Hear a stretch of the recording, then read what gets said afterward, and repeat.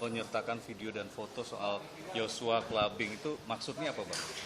Apa yang coba di delivery dari penyampaian bukti itu? Di rangkaian persidangan sebelumnya, kami membaca hasil pemeriksaan psikologi forensik tentang profil para tersangka dan profil korban, juga profil para saksi. Itu sudah kami konfirmasi dengan beberapa saksi-saksi, dan tentu saja selain bukti keterangan saksi dibutuhkan bukti foto salah satunya agar lebih melengkapi kebenaran yang sedang diungkap di proses persidangan ini.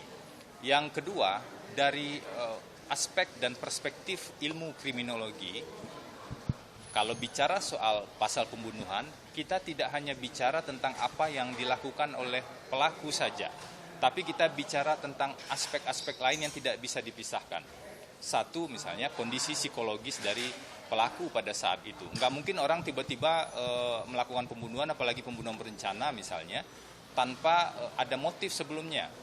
Kemudian ada aspek lain yang juga penting diperhatikan, yaitu apakah ada kontribusi korban atau tidak. Nah, ini juga jadi salah satu poin penting dengan cara melihat profil dari yang bersangkutan. Kemudian juga ada aspek lain, yaitu subkultur. Bagaimana seseorang itu dibesarkan di lingkungan sosialnya, sehingga itu mempengaruhi bagaimana misalnya Pak Ferdy Sambo berpikir tentang harkat dan martabat keluarga. Ia terbentuk sekian lama dalam adat seperti apa, dalam kebiasaan seperti apa.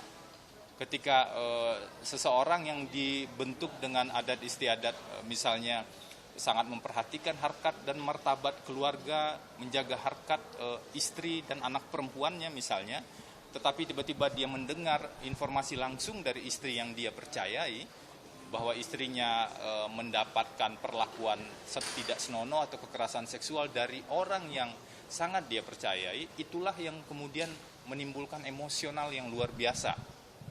Dan emosional luar biasa ini tidak hanya disampaikan oleh Pak Ferdy Sambo kalau kita simak di persidangan, tetapi juga dikonfirmasi oleh ahli psikologi forensik yang buktinya sebenarnya ada dua, bukti keterangan ahli dan bukti hasil pemeriksaan psikologi forensik yang di KUHP disebut dengan bukti surat.